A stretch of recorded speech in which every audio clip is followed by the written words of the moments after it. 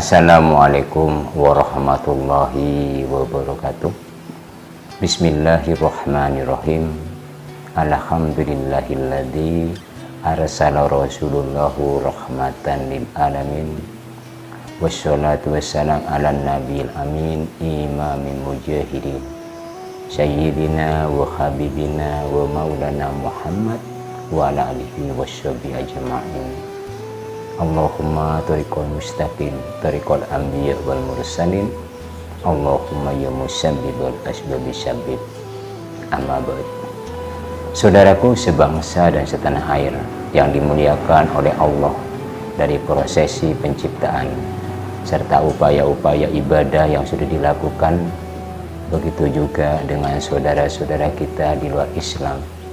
Sekiranya apa yang dipaparkan dalam Kasabul Voice ada sisi guna dan manfaatnya, kemudian tertarik untuk menindaklanjuti dalam perbuatan amaliyah sehari-hari, dengan senang hati kami sangat mengapresiasi salam santun dari Lembaga Dzikir Istiqomah Kasabullah Indonesia.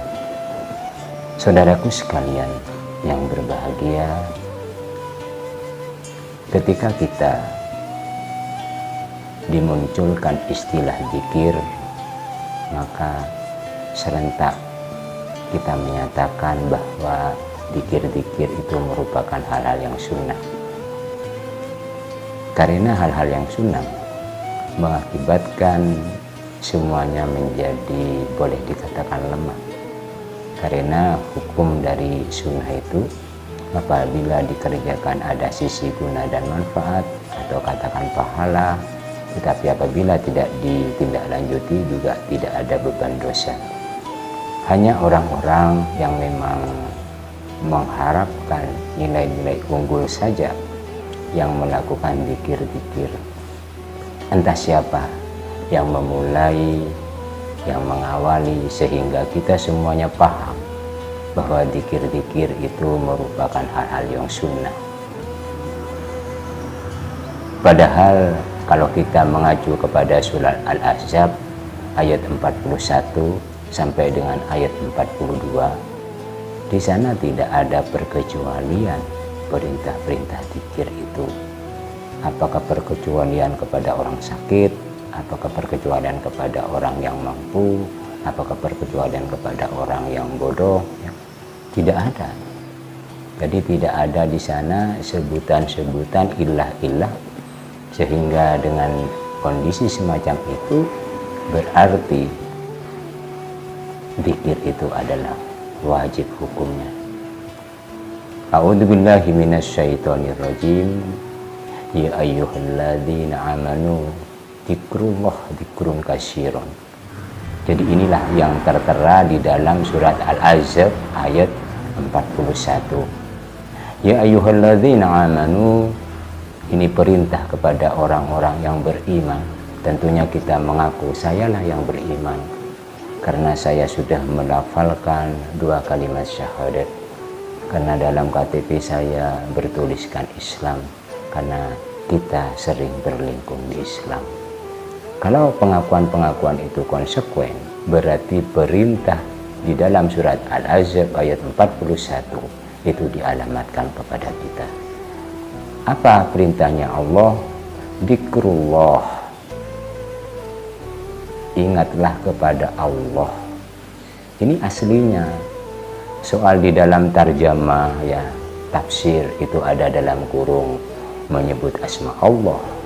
Itu mungkin merupakan hal-hal yang sifatnya untuk mengadakan pendekatan. Tetapi dalam arti yang sebenarnya, ingatlah kepada Allah. Ingatlah kepada Allah, tentunya di sini ada 2, atau zikir itu ada 2. Ada zikir yang sekedar menyebut-nyebut asma Allah. Satunya ada zikir yang mengingat kepada pesan dan larangan Allah. Mungkin yang dimaksud dengan sunnah-sunnah di sini adalah bagi mereka yang menyebut asma Allah, yang ingat kepada asma Allah saja. Sedangkan mengingat kepada perintah dan larangan Allah ini tidak bisa disederhanakan dengan kalau mau silahkan, kalau tidak mau silahkan. Tidak bisa begitu. Jadi Allah memerintahkan ingatlah kepada Allah dengan ingat sebanyak-banyaknya. Kenapa sebanyak-banyaknya? Karena perintah dan larangan Allah itu memang banyak. Kemudian di dalam ayat berikutnya, wasabbahuhu bukrata wa asilah, dan bertasbihlah. Tasbih itu apa? Tasbih itu adalah subhanallah, maha suci Allah. Tentunya kita dengan Allah dipesan agar bisa menjaga kesucian pada saat pagi dan pada saat petang, atau bahasanya dari pagi hingga petang.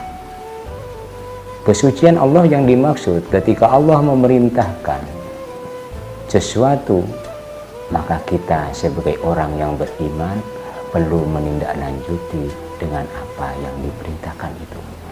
Itu namanya menjaga kesucian Allah. Sebab apabila perintah-perintah Allah itu kita mungkari, apabila kita langgar, berarti perintah-perintah itu tidak mempunyai suatu nilai sanksi, tidak mempunyai kesucian, tetapi sudah kotor, sudah kita kotori. Begitu juga dengan larangan-larangan Allah. Kalau kita memahami semacam itu, maka bagi siapa yang tidak ingat kepada perintah Allah, bagi siapa yang tidak ingat kepada larangan Allah, resikonya, konsekuensinya adalah dosa. Perintah Allah itu seperti apa? Ketika kita terbangun dari tidur, kemudian melakukan aktivasi, dari keluar rumah saja Allah memerintahkan kita agar saling bertegur sapa. Tetapi karena kita menganggap bahwa bertegur sapa itu sunnah, sehingga jarang sekali orang yang merasa berdosa apabila tidak menyapa orang-orang yang ada di sekitar kita.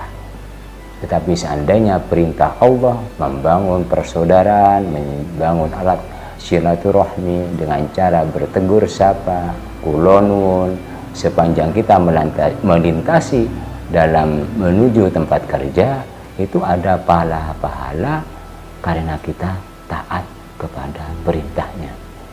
Begitu juga ketika kita sampai di tempat pekerjaan, apa yang diperintahkan oleh pimpinan kita, maka kita tindak lanjuti.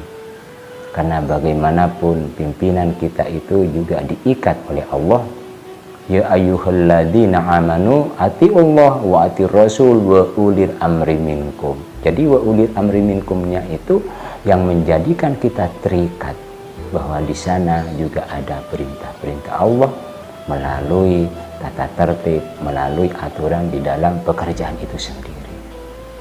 Sehingga kita karena sudah memahami bahwa semuanya terikat, semuanya wajib, kita tidak bisa bermalas-malasan, kita tidak bisa melalaikan tugas. Karena dengan melalaikan tugas, dengan bolos, berarti kita mempunyai konsekuensi dosa kepada Allah Subhanahu wa Ta'ala. Inilah gambaran-gambaran kita kepada semuanya, bagaimana caranya kita bisa menghormati, bagaimana kita bisa mengembangkan dzikir-dzikir yang dimaksud adalah suatu hal yang sifatnya wajib.